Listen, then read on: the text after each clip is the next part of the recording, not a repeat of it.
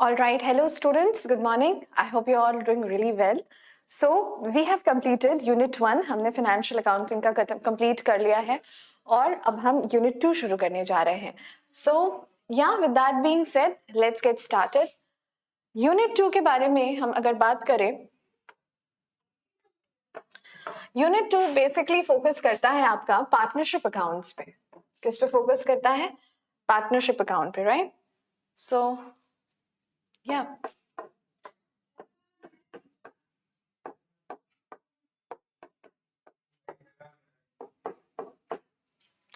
Partnership accounts को हमें पढ़ने के लिए सबसे पहले ये जो पहला लेक्चर आपका जाएगा, इस लेक्चर में मैं पार्टनरशिप अकाउंट्स के जो थ्योरेटिकल एस्पेक्ट्स हैं उनको कवर करूंगी कि किस तरह से पार्टनरशिप अकाउंट में थ्योरी काम करती है, जो थ्योरेटिकल एस्पेक्ट होते हैं उसको हम किस तरह से कवर करते हैं, राइट?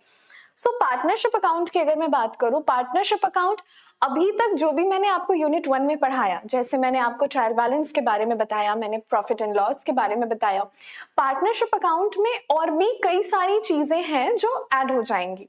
जैसे पार्टनरशिप में हम पीएल अप्रोप्रिएशन अकाउंट की बात करेंगे, we will talk about the revaluation account, we will talk about the dissolution account. So it is a whole lot spectrum of different things. Means हम unit 1 की चीजों को तो साथ लेकर आते ही हैं, मतलब सोल प्रोप्राइटरशिप की चीजों को साथ लेकर आते ही हैं. अपार्ट फ्रॉम दैट इसकी अपनी भी खुद की कई सारी चीजें होती हैं.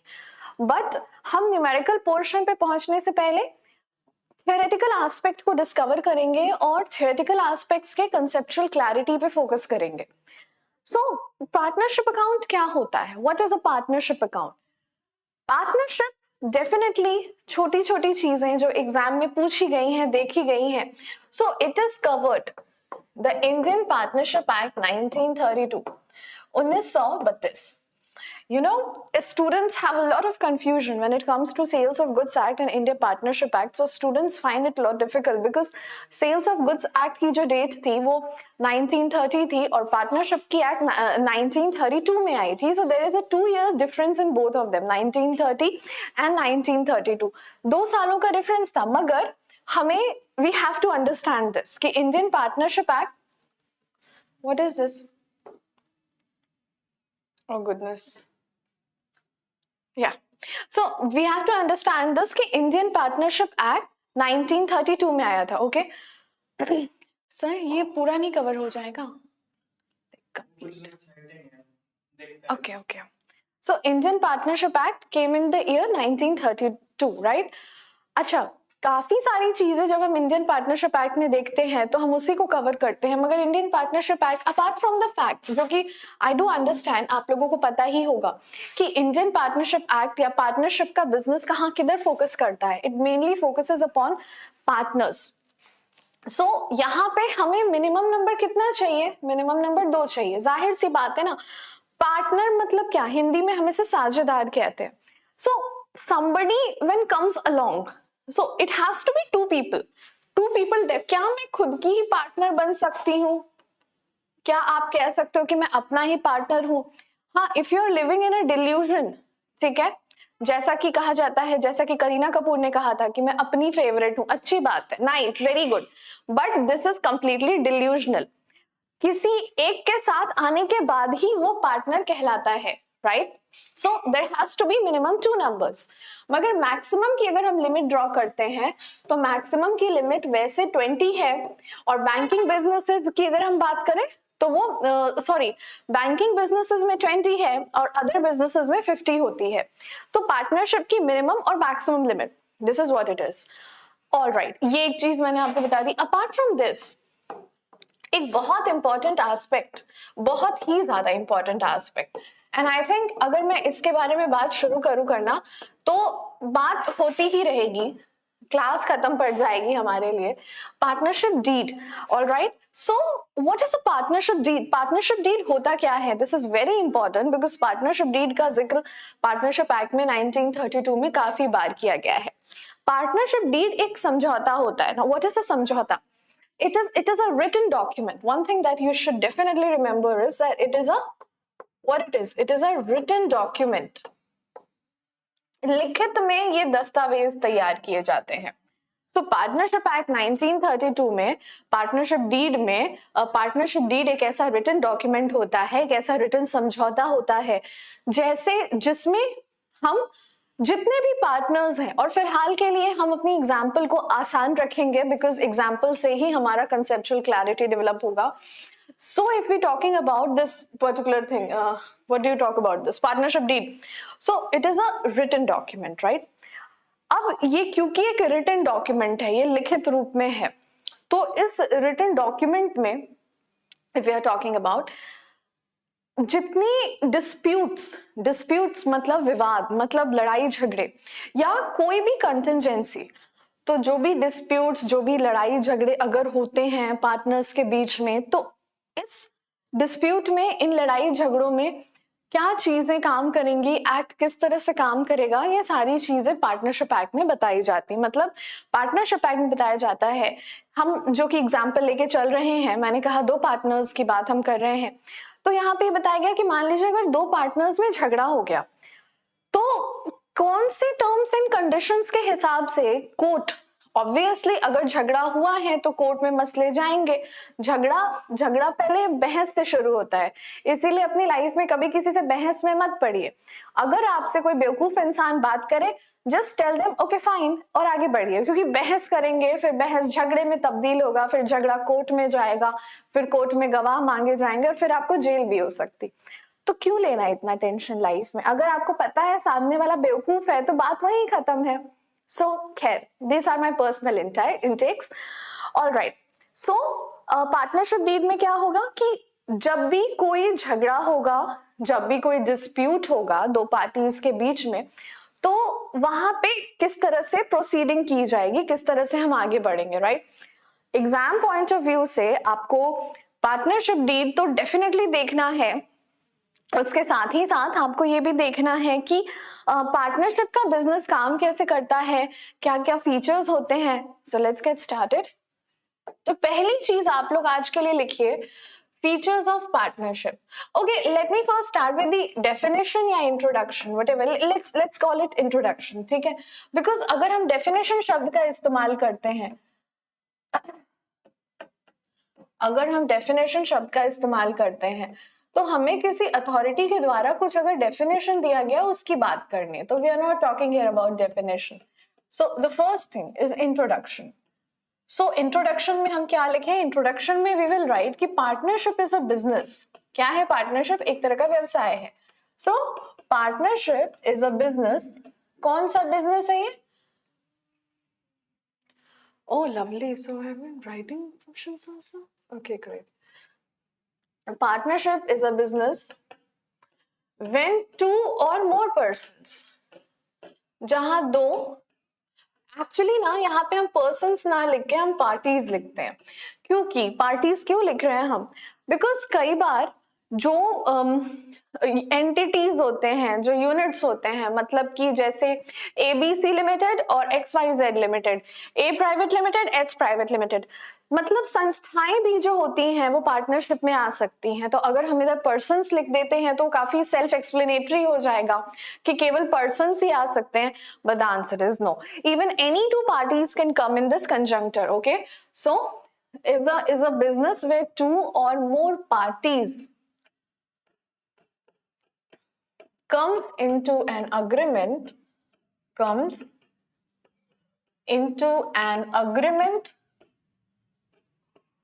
क्या अग्रीमेंट होता है इनमें? सबसे पहली चीज क्या होगा? सबसे तो the very first thing when two parties are coming together, what is the very first thing that will happen? The very first thing that will happen is capital लाएंगे वो लोग, they will join the capitals, right? तो कहां तक बात है? 2 parties come into agreement with agreed capital proportion. Now understand this thing very clearly. Capital proportion क्या रहेगा ये दोनों पार्टीज के बीच में डिसाइड होता है. इट इज नॉट दैट कि कैपिटल प्रोपोर्शन इतना रहेगा या इतना रहेगा. बोथ द पार्टीज डिसाइड कि कैपिटल कितना रहेगा, right? So come into an agreement with agreed, not equal, with agreed capital contribution, और क्या करते हैं ये साथ में बिजनेस करेंगे फॉर अ कॉमन ऑब्जेक्टिव। तो हम लोग यहाँ बिजनेस से बेटर क्या लिख सकते हैं कि for a common objective, right. आप फॉर अ बिजनेस भी लिख सकते हो, but it will be better if we write that for a common objective. और ये लोग क्या करते हैं, प्रॉफिट्स और लॉसेस को अग्रीड रेशियो में बांटते हैं, ओके। तो to share profits and losses in agreed ratio, to share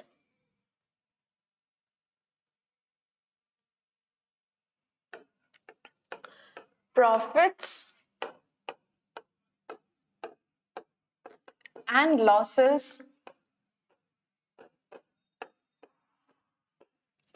in agreed ratio, and this definition should be enough। अगर आपको कुछ भी समझना है पार्टनरशिप के बारे में, ये डेफिनेशन आपको इनफ डेटा प्रोवाइड कर देता है, राइट। तो ये तो मैंने आपसे डेफिनेशन की बात कर ली, एंड आई होप आप अपनी नोटबुक्स में इसको नोट डाउन कर रहे होंगे। उससे आगे जब बढ़ते हैं तो we will talk about the features of partnership, ठीक है। so let's talk about the features of partnership। first of all आप लोग इसको नोट कर लो।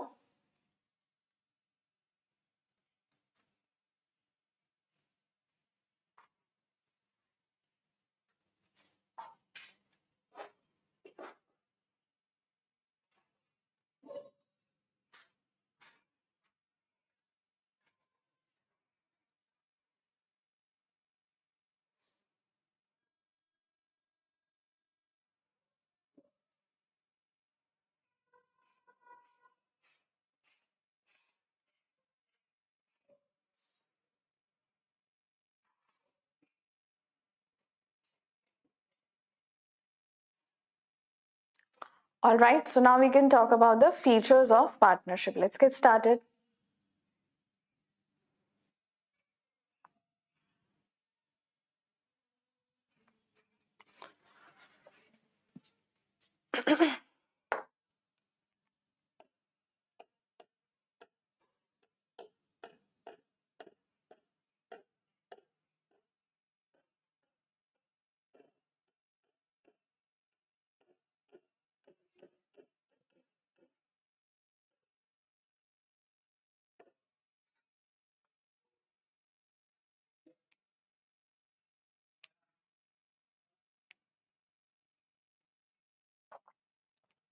सो बेसिकली अगर हम फीचर्स की बात करें तो हमारे पास फीचर्स में सबसे पहली चीज क्या होती है, फीचर्स में सबसे पहली चीज होगी हमारे पास, I'm changing the color right now so we can go with which color I'll be feeling today। I think pastel pink is always a good color to start, right। तो सबसे पहली जो चीज होती है students, that is agreement, right।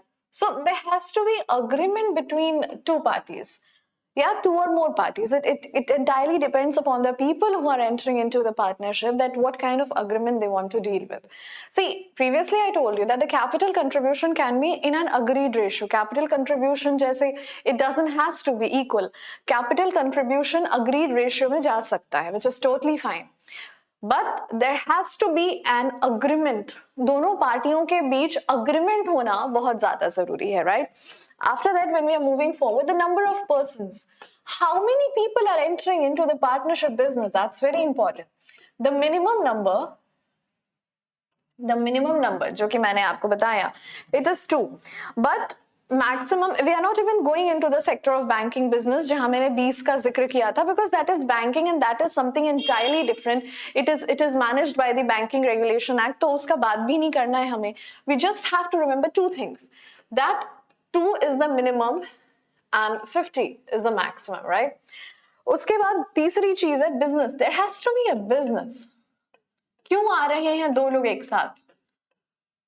अगर हम partnership act की बात कर रहे हैं, दो लोग तो तब भी एक साथ आते हैं जब शादी होता है। So when 2 peoples are getting married, obviously 2 people are coming together, 2 लोग हैं तभी शादी हो रहा है, ओके। यहां क्यों आ रहे हैं वो 2 लोग साथ? It has to be a business, it has to be an economic activity that is being conducted, right. So yeah economic activity. Okay, all right. What is the next one? Sharing profits. Profits and losses both have to be shared, so we cannot be biased, right? We have to write sharing profits or losses. जो भी होगा, चाहे मुनाफा होगा चाहे घाटा होगा, हम एक साथ चलेंगे, एक साथ आगे बढ़ेंगे इसमें. So sharing profits and losses. Then एक सबसे इंपॉर्टेंट फीचर होता है पार्टनरशिप का, जिसको समझने में students face a lot of problem, and that is about the mutual agency. Mutual agency का फीचर स्टूडेंट्स को काफी ज्यादा परेशान करते हैं. क्या होता है म्यूचुअल एजेंसी का मतलब? So when we are talking about mutual agency, इसको अगर हम एक फ्रेज में, अगर हम इसको एक फ्रेज में समराइज करें, सो म्यूचुअल एजेंसी कहता है one for all and all for one. One for all and all for one.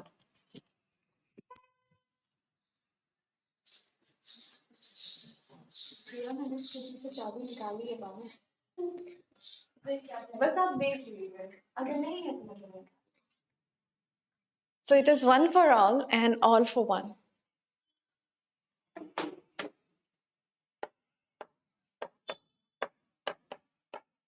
Okay, so I think are these 5 features enough? नहीं, जो बाकी है वो भी करके देख ही लेते हैं, ठीक है? क्यों ही छोड़े हम.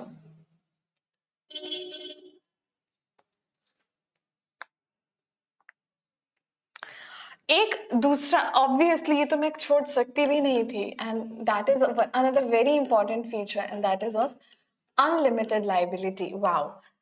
सो इसका जिक्र मैंने काफी बार किया है, मगर आई थिंक आपके बैच में ये मैं बता सकूं, अभी इसकी नौबत आई नहीं थी, आज आ गई है तो बता देती हूँ. See what are the two things upon which a business is based upon? Liability and asset. Liability मतलब हमारा दायित्व है, उनको पेमेंट करने का हमारा रिस्पॉन्सिबिलिटी है. Okay, right? तो हमारी रिस्पॉन्सिबिलिटी है. ओके, सो अनलिमिटेड लाइबिलिटी ये कहता है कि जो एसेट्स होते हैं, अगर तो आपकी लाइबिलिटी अनलिमिटेड है, so in that case your personal assets will be sold. But if your assets if the liability is limited, तो केवल वो एसेट्स बेचे जाएंगे जो बिजनेस के नाम पे हैं. So let me clarify this. Unlimited assets are sold in the case of personal assets are sold in the case of unlimited liability. And जैसे मान लो मैंने कहीं से कर्ज उठाया और मैं एक पार्टनरशिप बिजनेस में हूँ, कुछ प्रॉपर्टी होगी जो मैंने बिजनेस के नाम से खरीदी होगी, and some property would be there जो मेरे नाम से होगी. तो अगर कोई प्रॉपर्टी है जो मेरे नाम से है, वो भी बेच दी जाएगी if I am in a sole proprietorship और अ पार्टनरशिप. बट अगर कंपनी की हम बात करें, so in company form of business only those property will be sold which is in the name of company. जो कंपनी के नाम से प्रॉपर्टी हमने ली है, केवल वो सेल की जाएगी. Right? The next one is transferability of share. अच्छा, ये ना completely it depends upon the partners whether they want to or they don't want to. Transferability. Scooty में नहीं लगी है, कहीं नहीं लगी है. हाँ, तो बैग में होगी. मेरे को बस लगा कि किधर है वो, तो ले गया. ओके, ठीक है, वो ले भी जाता तो कोई दिक्कत नहीं. Transferability of shares, right? So these are the features that about which we have talked about. अब जरा हम बात करते हैं about the next one, which is what? The next one that is going to talk about the partnership deed, and I think theory में इतना aspect हमारे लिए enough है. उसके बाद हम लोग numerical portion पे बढ़ेंगे, right? All right, see.